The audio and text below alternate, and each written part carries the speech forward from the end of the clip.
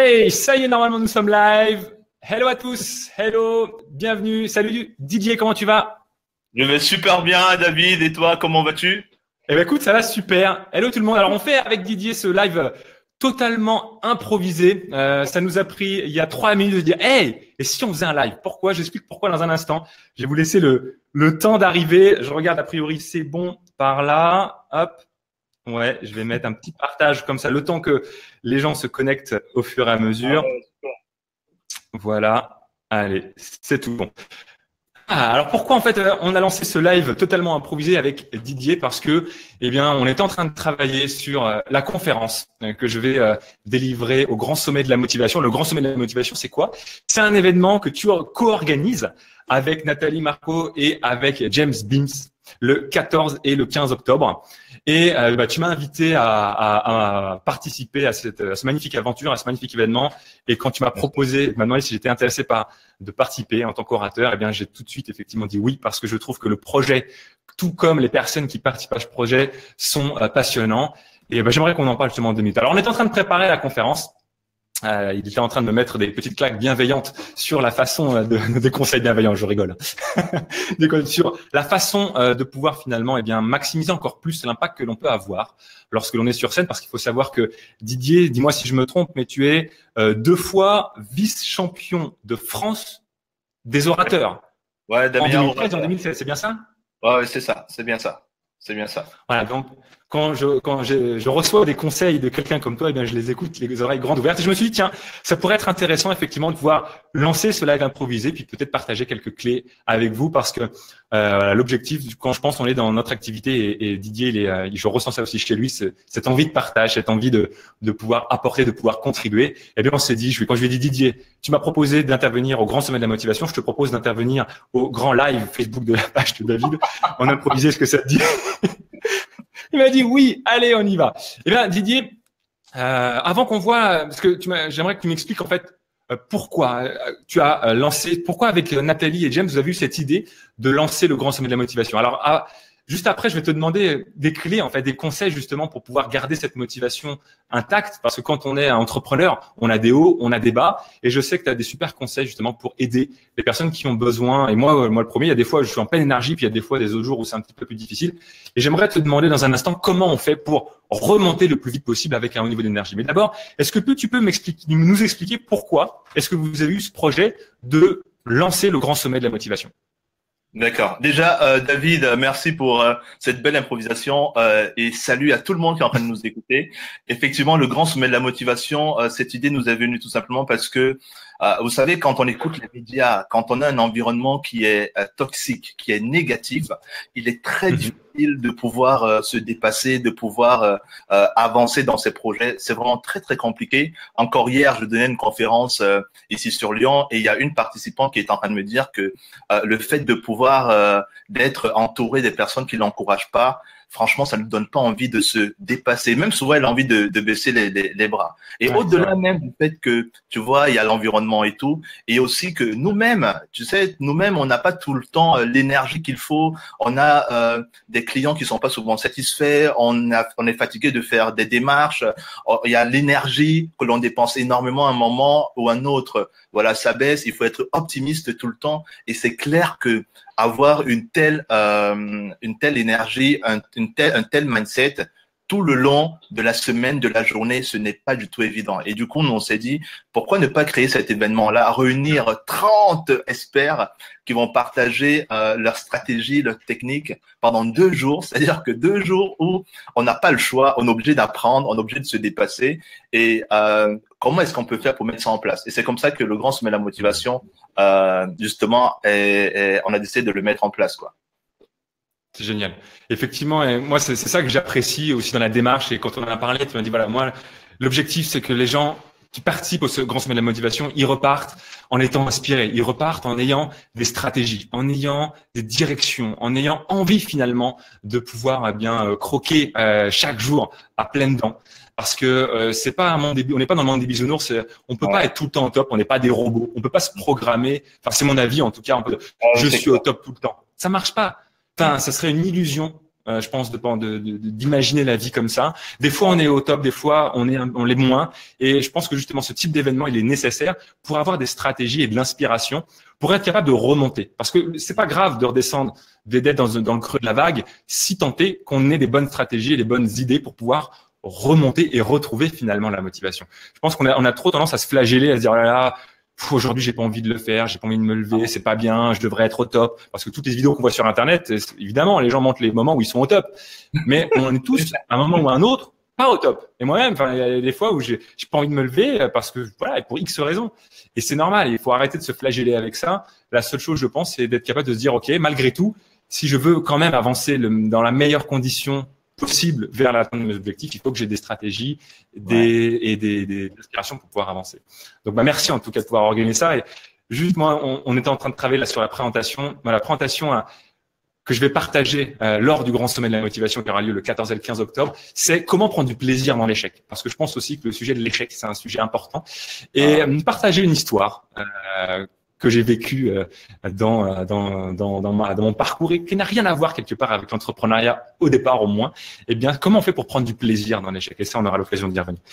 Écoute, merci pour ça déjà, Didier. Et est-ce que tu pourrais, si je te demandais comme ça, un petit peu à l'improviste, de nous partager finalement des clés. Alors, on va prendre un chiffre arbitraire que l'on prend souvent, c'est le chiffre 3. Je sais pas pourquoi, mais voilà, le chiffre. Si tu avais 3 clés, alors si c'est 2 ou si c'est 4, peu importe, je te laisse libre cours à ta créativité. Si tu avais des clés à nous partager pour comment on fait justement lorsqu'on sent qu'on est un petit peu peut-être dans le creux de la vague, on sent qu'on est un petit peu en baisse de régime, qu'est-ce qui pourrait nous aider à remonter et à retrouver de l'enthousiasme et de l'énergie?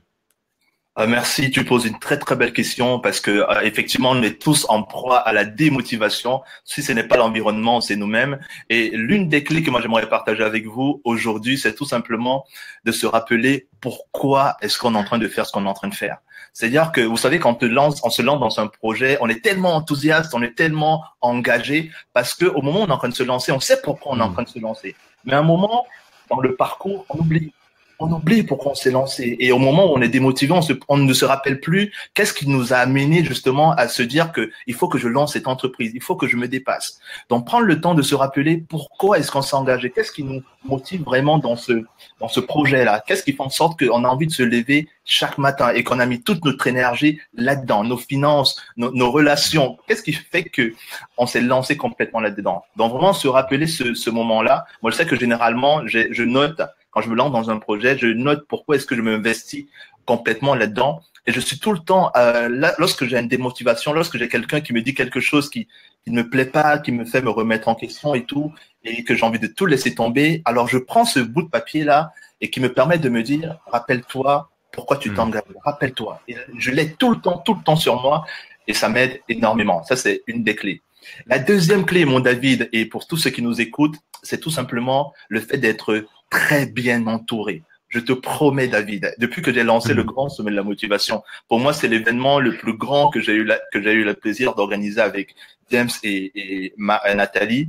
Je me rends compte justement que le fait d'être bien entouré, tu sais, je ne suis pas tout seul. Il y a 30 conférenciers parmi lesquels toi qui sont derrière moi. Il y a des coachs, il y a énormément de personnes qui sont tellement bienveillantes. Et quand tu es entouré de ces personnes-là, mais tu te sens tellement bien, quoi. Des personnes bienveillantes, des personnes qui sont positives et qui sont tout le temps en train de te tirer vers le haut. Donc, être bien entouré, je me rends compte encore aujourd'hui, je savais que c'était génial, mais aujourd'hui encore, je me rends compte que, regarde rien que le live. C'est-à-dire qu'on est là en train de discuter. Après, un moment, tu dis, OK, vas-y, on fait un live. C'est-à-dire que tout seul, tu peux y arriver, mais avec d'autres personnes, c'est génial, quoi. C'est tout simplement top. Donc, être bien entouré. C'est marrant, je rebondis sur ce que tu dis parce que, tu vois, quand tu me parles de ça, moi, ça me rappelle à des souvenirs et c'est tellement important ce que tu viens de dire. Très souvent, alors moi je m'intéresse à d'autres sujets d'investissement immobilier et on dit si tu veux prendre le moins de risques possible d'avoir des vacances locatives, tu achètes un immeuble de rapport avec 6 apparts. Comme ça, si tu as un appart de vide, eh bien tu as au moins les 5 autres qui te couvrent.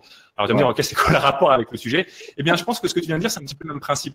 Il y a des stratégies d'investissement immobilier, il y a des stratégies d'investissement en énergie. C'est-à-dire que si on s'entoure de personnes effectivement qui sont comme nous, qui ont la même envie, la même énergie, la même motivation, eh bien si un ou deux de ces personnes-là ont une baisse de régime, il y en a toujours 3 ou 4 qui sont, elles, dans un haut niveau et qui vont pouvoir les aider à revenir à un bon niveau d'enthousiasme, un bon niveau de motivation. Et puis, ça va tourner. Peut-être que le lendemain, ce sera les personnes qui étaient au top la veille qui vont avoir un coup de mou. Mais voilà, quand on est effectivement comme ça avec un entourage avec un entourage positif, comme tu viens de le dire, effectivement, on se donne le plus de chances de garder eh bien cette niaque, cette pêche, cette patate, quoi.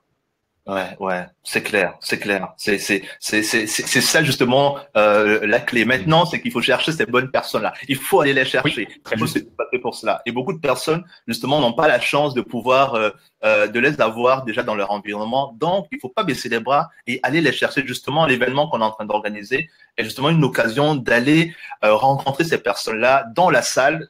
Vous savez, on rencontre des gens, on ne sait jamais ce qu'ils vont devenir plus tard. C'est clair. Nos meilleurs amis, nos partenaires, on ne sait pas. Mais la rencontre, elle est tellement décisive si on a le bon mindset.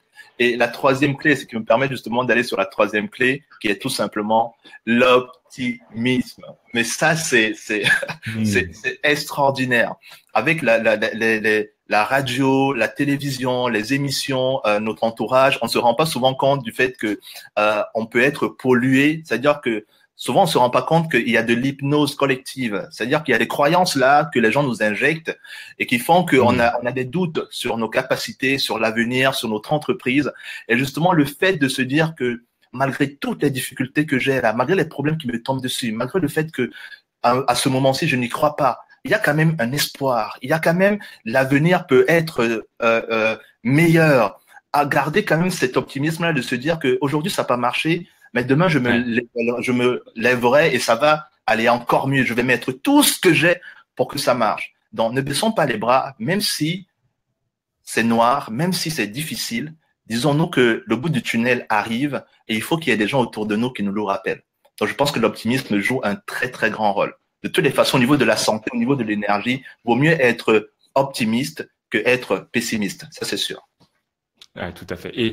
Et quelque part, encore une fois, je pense qu'il faut partir du principe que de toute façon, ça va être difficile, que de toute façon, il y aura des obstacles et que de toute façon, il va y avoir, comment dire, des moments sombres, des moments noirs. Parce que la vie est faite comme ça, il y a des embûches, il y a des difficultés. Ah ouais. Et le problème n'est pas, c'est pas de chercher à éviter les difficultés, mais c'est d'arriver à transformer le plus vite possible, en quelque sorte, un événement négatif, un événement douloureux en quelque chose de constructif, de s'appuyer finalement sur les choses négatives qui peuvent arriver dans nos vies en quelque chose de meilleur, de transformer, d'aller chercher ce que certains appellent le cadeau caché, d'aller chercher finalement à transformer les événements qui peuvent être des blocages en événements qui sont des marches pour monter vers quelque chose de meilleur et d'aller finalement encore un petit peu plus loin. Ouais, je te remercie, pour ça. Clair, mon David, je partage pourquoi.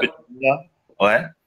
Je partage. Non, excuse-moi, vas-y, on parle, ça nous enthousiasme et tout, et c'est fou. Je sais pas si toi tu fais la même chose, mais le fait de parler de ça te met dans une énergie qui est encore beaucoup plus grande, quoi.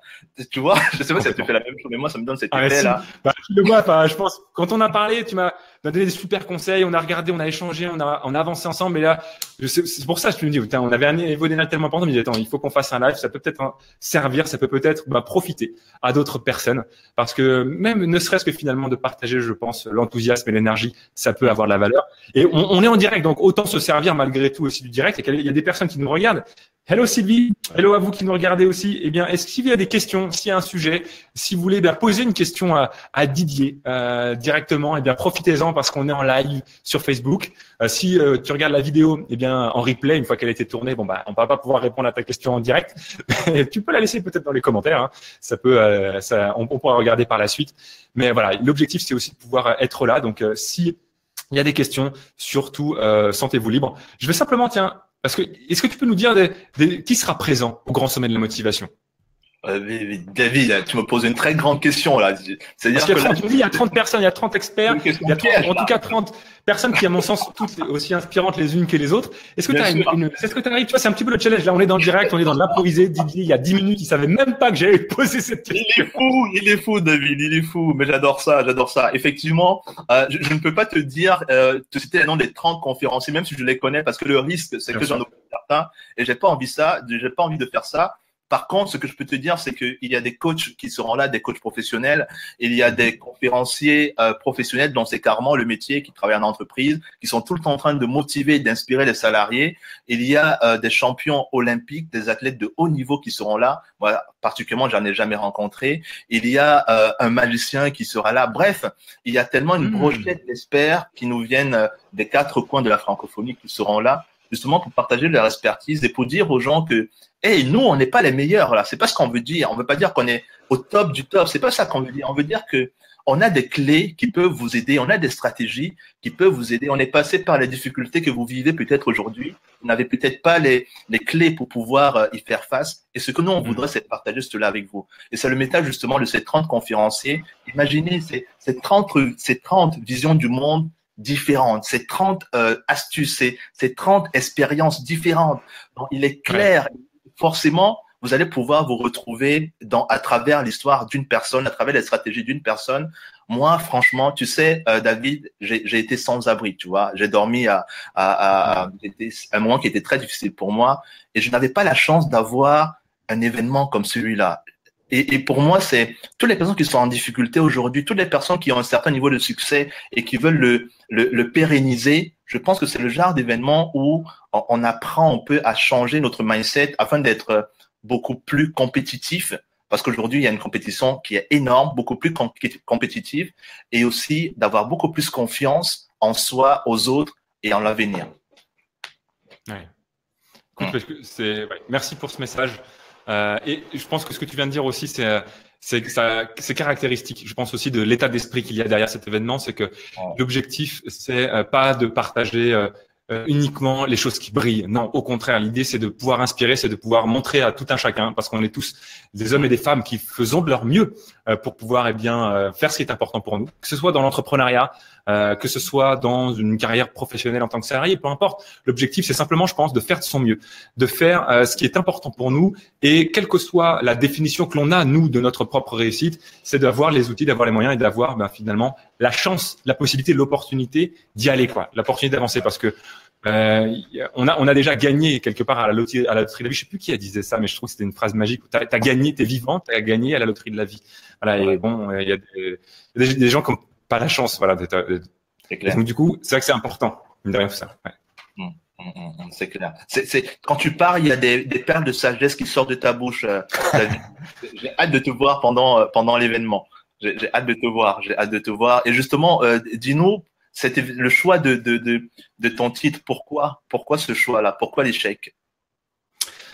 Parce que je pense qu'il faut partir du principe que de toute façon, on aura des moments d'échec, des moments difficiles. Alors, moi, je suis à l'aise de parler de l'échec. Tu vois, c'est un mot. Il y a des gens qui n'osent plus, qui disent il faut pas dire échec, etc. Ok, ouais. Moi, je pense que un échec, c'est simplement un mot, et c'est la perception qu'on a finalement de ce mot qui va faire qu'on peut transformer ça en positif ou pas. Et on va toujours avoir dans notre vie d'entrepreneur ou dans notre vie d'homme ou femme tout simplement des moments où ça va être plus difficile que d'autres.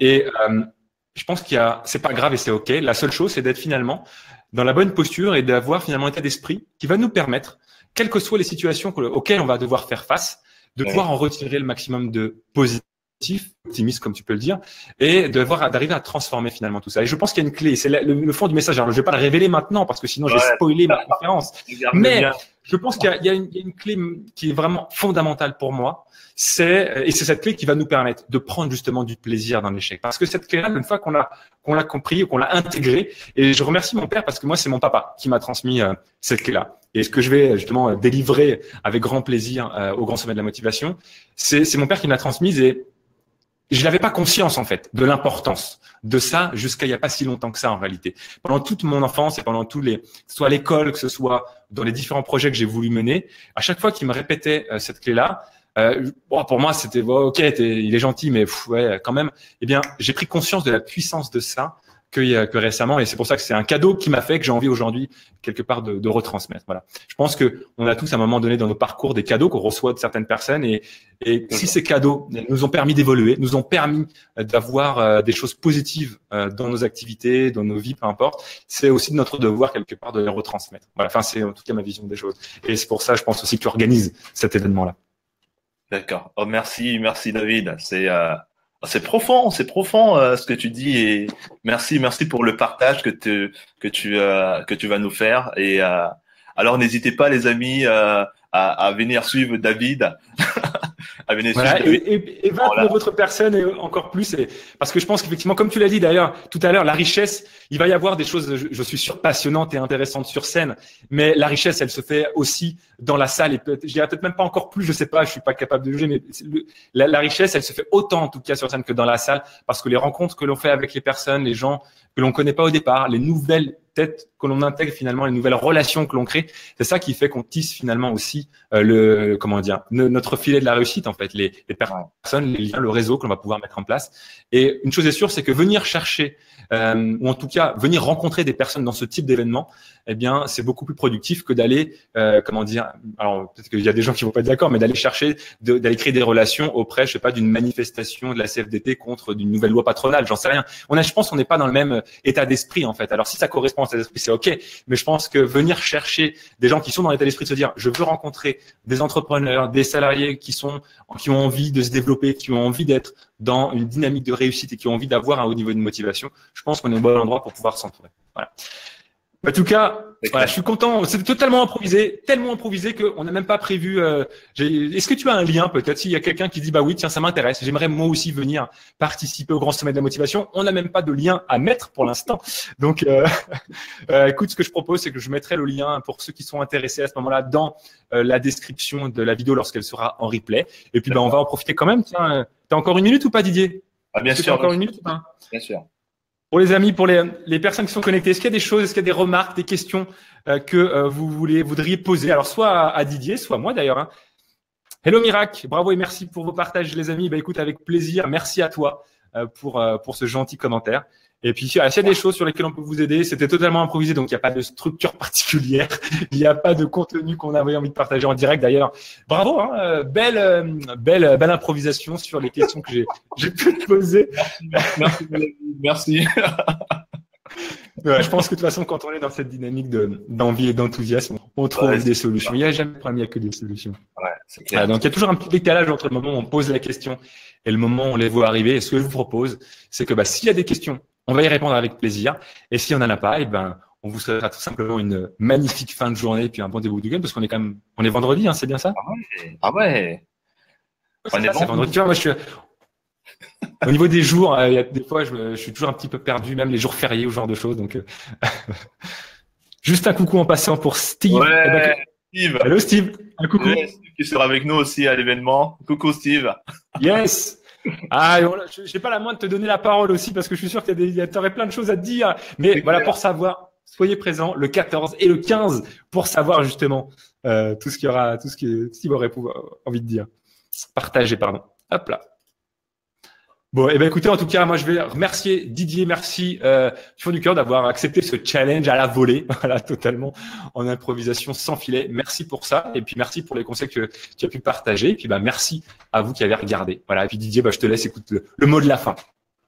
Oh, mais c'est très très beau. En tout cas, je peux pas terminer sans te remercier toi pour tout ce que tu mets en place depuis quelque temps. Tu as fait une avancée fulgurante. Ça veut dire que t'es vraiment assez motivé et t'es très très inspirant. Merci à toi de participer à cet événement. Et pour tous les autres, vous savez, on n'a qu'un seul but, c'est de rendre le monde meilleur.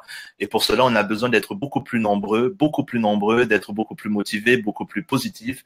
Donc, si vous voulez rejoindre ce mouvement que nous sommes en train de créer ensemble, on ne sait pas ce que ça va donner, mais on sait qu'on a une seule envie, c'est qu'il faut que la France bouge, il faut que l'entrepreneuriat en France bouge. Donc, si ce message-là vous parle, rejoignez-nous et croyez-moi, on va faire de très très belles choses et qui vivra verra. Prenez bien soin de vous et très très bon succès. Merci à toi, David. Merci. Et puis, comme d'habitude, d'ici à ce qu'on se voit, est-ce qu'on se parle de vive voix le 14 et le 15 octobre au Grand Sommet de la Motivation, osez, soyez vous-même et réalisez-vous pleinement chaque jour. À très bientôt. Ciao Didier. Ciao.